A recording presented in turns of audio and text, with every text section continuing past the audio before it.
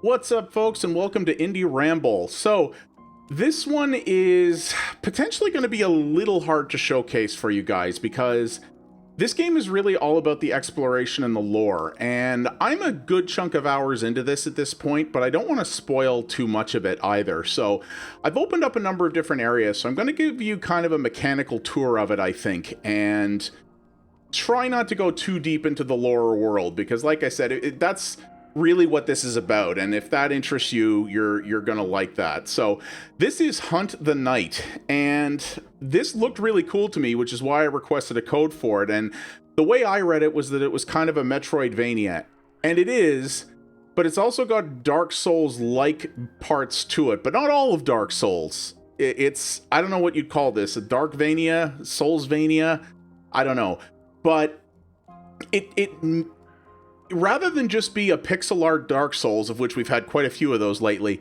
this has a number of elements handpicked from each of the two genres that I referenced and kind of mashes them up into something unique. And that's what I think is cool about it. So I'm going to show this off to you here. I'm curious, there's been a lot of Soulsian type games lately. I'd love to know what some of your favorites are of that. Make sure to leave a comment down below and let me know about that. So the basic idea of the lore of this game, the lore of this game is very Soulsian in that it's a little abstract, a little esoteric, a little, I dare say, impenetrable in some spots, but that's kind of the point. But the basic idea of it is that this is a world where it's very medieval, as you can kind of see here, and essentially what has happened is the night has become kind of a demonic force, and during the day humanity thrives. During the night humanity largely gets slaughtered, and humanity has taken a massive beating as a species, if you will, due to the night and the creatures that inhabit it, and they're only getting stronger, and if something is not done about it, at some point humanity will be overrun. And you are the daughter of a group of what are called stalkers, which are the people who actually go out and hunt creatures of the night. And your father apparently was a traitor. Now, it hasn't explained a lot of that just yet, but I'm sure it will. And yeah, your father was a traitor, and you are considered the traitor's daughter, and you are trying to redeem your family by helping to vanquish the night. That's the idea behind it. And along the way, you're going to explore a number of different areas and dungeons and have to take out some pretty gnarly bosses in order to deal with that. So this is kind of the hub world that we're in right now. So you can wander around here. You can get upgrades. You can buy additional weapons. You can buy armor sets, special powers. You can upgrade your healing capabilities. There's all kinds of things you can do. You can also undertake actual hunts. So rather than just the story-based missions, you can actually go up to the bartender here, and for a price, you can choose to undertake different hunts, which is you have to find a particular enemy based on this image, which you'll traverse the levels enough that you'll start getting used to it, but I'm actually just going to load up on the rest of these here, I think. Well, okay, I don't think I have enough to load up on the rest of them, but I'm going to get a lot of them here. And you have to try to find them based on that little picture hint, and they're usually a particularly hard enemy that you have to take out, and when you do that, you'll get usually a health upgrade. And those could be very useful later on, because I will say, as someone who has not taken a lot of the health upgrades yet, this game can get challenging, but it is definitely not Souls-level difficulty either. And again, that's where this game kind of picks and chooses from various different things. So you're going to see that I'm kind of zipping around here. So this, you have a slide move, or sort of a dash move, which consumes the stamina that you'll see in the upper left there. But this is one of those games where actually if you dash rapidly, it actually will increase your movement speed. So you can traverse the world faster by doing it. Your stamina, you have a fair amount of it, and it recharges fairly quickly. So, it's all good. It's not a big deal. There is a fast travel system, though it is only between very specific points, generally within certain overall zones of the map. So it's these different statues. You can either save here or you can travel. As you can see, I've unlocked about half the areas, though they've started to unlock a little more rapidly for me so far. So I think I'm I think the second half of this game might progress a little faster than the other. So I'm going to jump around a bit to show you the environments, because as you can see, the environments vary quite a bit, and there's a lot of different traversal things that you'll have to deal with. And like a Metroidvania, there are a lot of reasons to go back to areas that you have been at before, because you will have, there are things that you won't be able to get to initially that you will eventually earn upgrades that allow you to accomplish. Like, for example, when I started the game, this stuff hurts you. So if I go in here, you sink into it, you lose a bit of health, you come back, right? So I couldn't get over this initially. Some of these places you have the ability to dash over. Some of them are too long. Well, at a certain point, I earned the ability to do this. You can basically astrally project yourself, and this uses stamina, so you've got to be careful about it. But this allows you to traverse certain areas. And here's some of the enemies. The enemies are... I've encountered a decent number so far. Every new area does give you one or two more, and the enemies are varied quite a bit. There are even certain versions like that enemy there that I just took out. There's actually two variants of it. There's one that's ranged and one that's melee. And there are a lot of enemies that are melee focused. There are ones that are mob focused. There are ones that are ranged focused, and you have to learn them all and learn how to manage the different attacks that those have. And oh yeah, and then there's these friggin' guys. Oh, I hate those. That you can just barely see them, and you'll know when they're coming because they make this sort of that sort of wispy noise that you've got to deal with. Ah yes, this is one of the various puzzles I have to do to get an unlock. I have to get something that goes in this door. Every area has a lot of different little puzzles and environmental things that you will require certain items for, and not all of them are required in order to beat the story. If you want to max out the upgrades, yes, but again, that's a Metroidvania type thing, right? There are upgrades everywhere. You don't need them all, but if you can get them all, you'll definitely have an easier time with some of the game's later, more challenging segments. So that's there, and there's lots of opportunity to explore and to or to get killed because the things ran into you. So you do have healing potions that you can upgrade. You can use them. See in the upper left there, the thing that has a 5 beside it. That's a healing potion. It's like an Estus flask. You use it. It takes a second to activate, but it heals you to a certain degree. You also have those, which are little sort of stink grenades that can poison enemies and do damage over time. I find myself not using them very much because I find they don't do a ton of damage, but they're really more of a crowd control thing to help thin out groups of enemies. You also have a secondary power, which you unlock. You can unlock more of those, and you can select one at a time. They all do different. Have different effects and different cooldowns. So I took that hit on purpose there because I'm going to show you what this one does. So if I go up to this enemy here, so that actually hurt the enemy and healed me. But it has, as you can see by its ticking down there, it has a very long cooldown. So let's go in here and talk about these various things.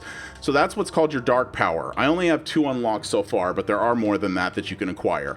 You also have weapons. There are a lot of weapons available in this game, and this is one of its coolest strengths, I think, because these all have different stats in terms of what they do. You can't upgrade these, though you can unlock different tiers of weapons to become available later. So you can unlock better weapons that you can find, but they all have different stats in terms of damage, in terms of secondary damage they do, like this is Plagueum, which is effectively the poison. Some have more damage than others, but the smaller weapons like these gloves are fast. There's swords, which are very slow but very powerful. I'm not very good with them in this game, so I don't tend to use them. There's spears, there's knives, there's axes, there's all kinds of things. And there's a lot of different ways you can approach combat in this depending on what weapons you choose. I've personally been liking the faster weapons, but if you have your timing down better than I do, using one of the big ones can definitely help. You also have 3 different ranged weapons, all of which can be upgraded as well. So you have, well, let's show you here. So you have a pistol, you have a shotgun, and you have a sort of a 3-way arrow shot.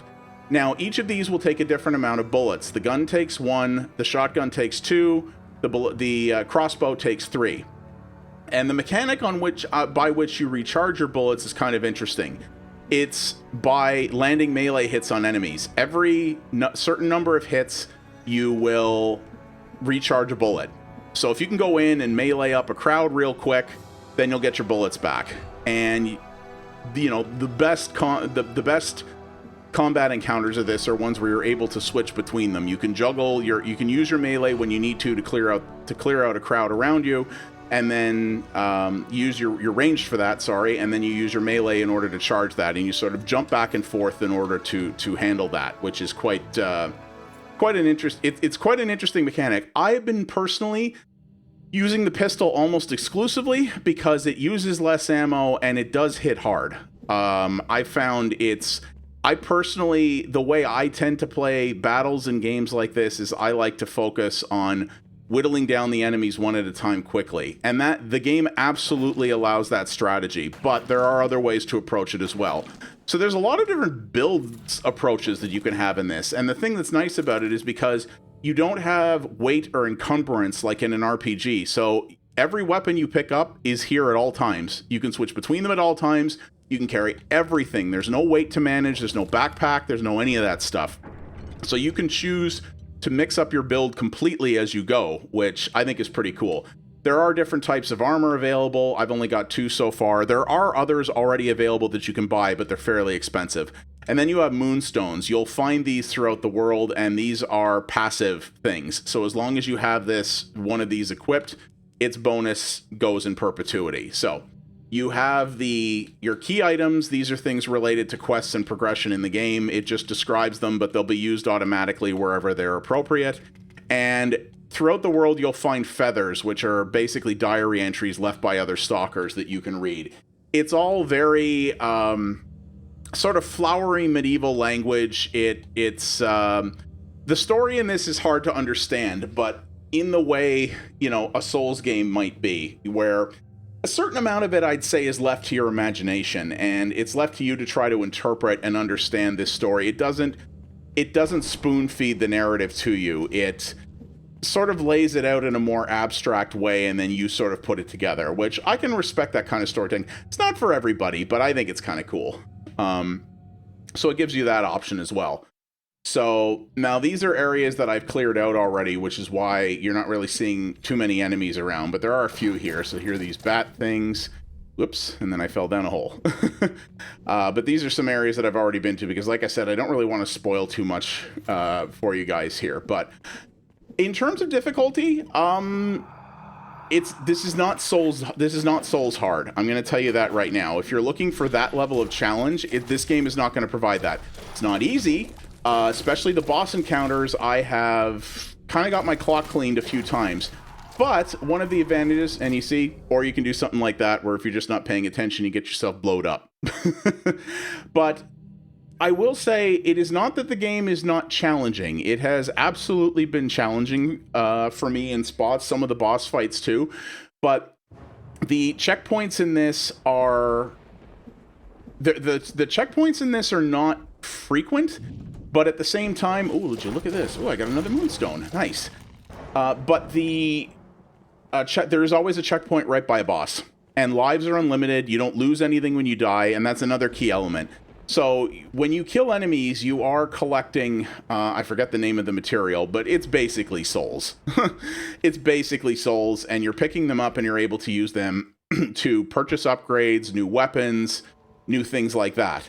And you don't lose any of those when you die.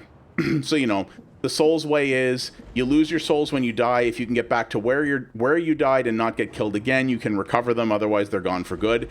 This doesn't do that. The punishment for failure in this, other than potentially getting warped back a lot further to a checkpoint than you wanted, is pretty minor. It doesn't punish you that much that way. Now, where this game also has some DNA shared is with something like one of the older Legend of Zelda games, because so all 3 of the games I've talked about here, whether Metroidvanias or Dark Souls games or Zelda-like games, many would say that the principal mechanic of all of those is exploration, and that is absolutely the case here too. You're going to want to look around the environments here, and you saw I found a chest there. And I've already been in here, but you see I found a chest back there. These areas, there is lots of stuff to find, and you don't have to find it all, but again, if you can, it's to your benefit. So it behooves you to explore the areas. A lot of these forested areas can be a little frustrating to traverse because there's various different, there's levels of verticality here, and you can't always, it's not always clear where you can traverse up and down or not. I've had that problem before, so you kind of have to pay attention and get used to the areas in order to figure out where where you need to go and where you can go. And sometimes exploring every nook and cranny in a level is going to be a little tricky. So you just have to get used to that idea. So see, there's the melee version of this sort of tentacle monster I told you about, or tentacle zombie.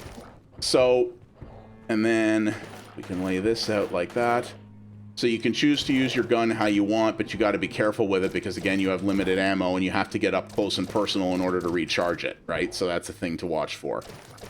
So yeah, the main purpose of this is exploration, but the exploration can be sometimes the biggest challenge in this because despite of all the fancy stuff I showed you in the menus there, which you actually can't bring up during combat, which I think is interesting. The game does pause when you bring up the menu, but if you're in combat, you can't pause it, which I thought was kind of interesting. But you'll notice, of all the different things that are in here, there's no map.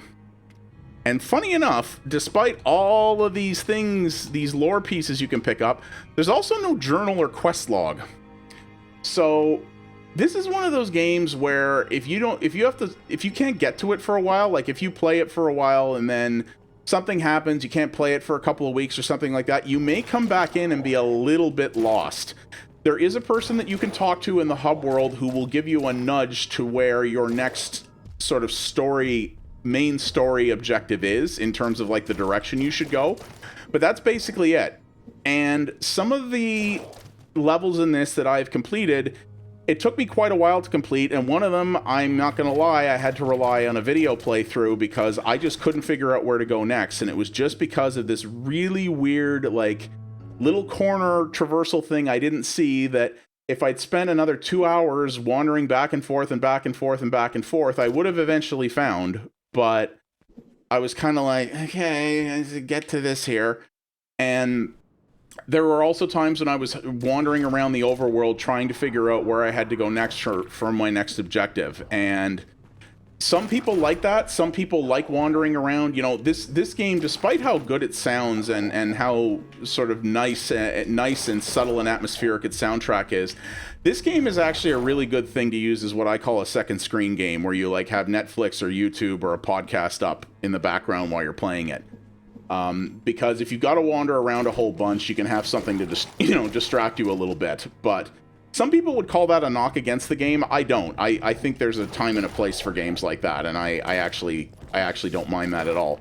But yeah, if you're someone who gets frustrated easily at being lost or not having a sense of direction,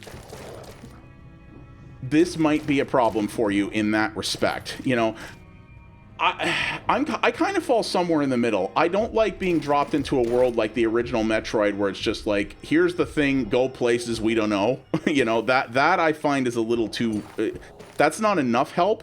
But I also don't like waypoint simulators like a lot of modern RPGs, especially Bethesda ones, where you have a quest log, you pick a quest, and a marker literally shows up telling you exactly where to walk. You know, that's not fun to me. That's just being led by the nose everywhere. But I also don't like just being dropped into a place and being like, oh, figure it out. Some people do really like that. And the world in this is not large enough and directionless enough that you will have trouble, that you won't eventually find where you need to go. And it doesn't take you hours to get from one end of the world to the other. Especially if you run past a lot of the enemies. You can probably get from one extreme of this world to the other in just a few minutes. So, you know, that's something to keep in mind. But if you don't like wandering around, or if you don't like the idea of potentially having to refer to somebody's Let's Play in order to figure out where you have to go next, that might be a thing. But the thing is, that's the intent of this. They really wanted the exploration, I feel, to be the central point of this, because while there is a story, and a fairly in-depth one with a lot of characters, like I said, it's presented in a fairly esoteric way that leaves a lot to the imagination, and the combat is cool, and I really do love the weapon variety and things like that, but it's also not, this is not Dark Souls level complicated. The combat largely is learning the timing of each enemy, of when to swing your attack and when to dodge back, for the most part. And so it's easy to learn, hard to master, but at the same time, it's definitely not the deepest combat. Elden Ring, this is not, you know, or even a Devil May Cry or something like that. It's not that kind of complex. And that's not what they're aiming for. It's that organic feeling of exploration, and I keep saying that word, but that's really what it is. It's that organic feeling of discovery and learning the world, and learning, you know, having to spend a lot of time finding things, but then feeling really satisfied when you did it. Like, yeah, I friggin' did that finally, you know.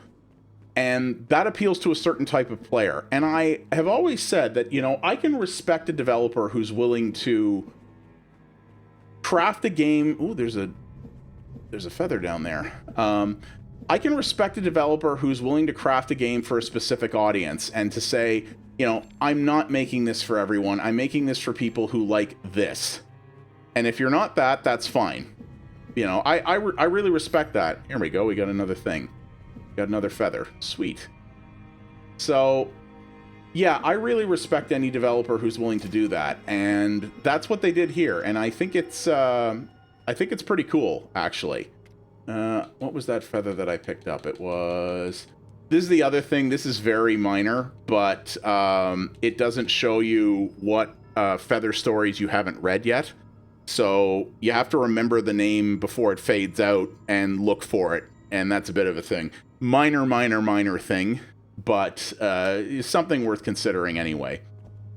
And yeah, I don't know if I've done this game justice or not in terms of how I've explained it. This is actually a new area I just entered here, so I'm pretty sure it is anyway. Let me check. I believe it is. Yes, it is. Apothecary's Excavation. This is actually my next story point, so I probably won't spend too much further going into this area, because we're not late game, but we're in the back half at this point, so we won't spend too much time showing that off. But that's the thing. I really didn't want to go too far. Like, I didn't want to show you guys any of the bosses. The bosses, there aren't a lot of bosses in this, but each one is very unique, plays very differently, and they're all their own unique challenge, and they are challenging. Most of them took me tens of tries in order to take out. But because you respawn right beside them and you don't lose anything, you just jump right back into the fight. And again, not everyone is going to like that. Hardcore Dark Souls people aren't going to like that, but this game blends accessibility with challenge in a way that works for me. And I think it would work for a lot of other people. And you've seen the look of this. The pixel art in this is gorgeous. I think it generally sounds pretty good. I like the music. The sound effects are fine. And yeah, it looks... I love the look of this. I think the art in this is just top shelf. And yeah, this is what I really like about it. It's just the way...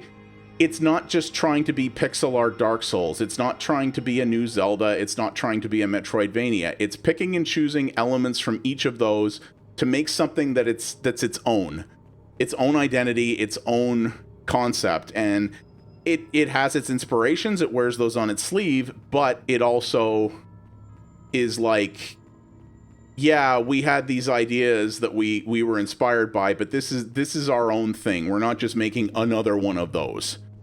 And that's what I really appreciate about it. So yeah, that is Hunt the Night. I hope I've done it justice. I really have. Leave a comment down below. Tell me what you think. Tell me if I've interested you in this. I would be really curious to know what you think about that. Games like this are ones that I always have a hard time covering, because I don't know how to make sure that you get the full idea of what it is without going too far. You know what I mean? It's a little weird that way, but that's I hope I've done it justice to you. So thank you very much for watching, everybody. I do appreciate it. If you liked what you saw here, please do all the normal YouTube things. They really do help the channel out. And yeah, leave a comment. Tell me what you think, because that's always helpful as well. And I would love to know what other games are out there like this. You know, hardcore Zelda, Souls-vania, whatever that you think are out there. There's been a lot lately, and I'd like to get exposed to some more of them. And as always, you can follow me over at twitch.tv/pxabstraction for multiple variety streams a week. I cover other indie games there as well as retro stuff, including other things that are better suited to streaming than YouTube. We have a fantastic community there, and I would love to see you be a part of it. And what the heck was that? Thanks for watching all, and I'll see you on the next Indie Ramble. You folks have yourselves a good one. Take her easy.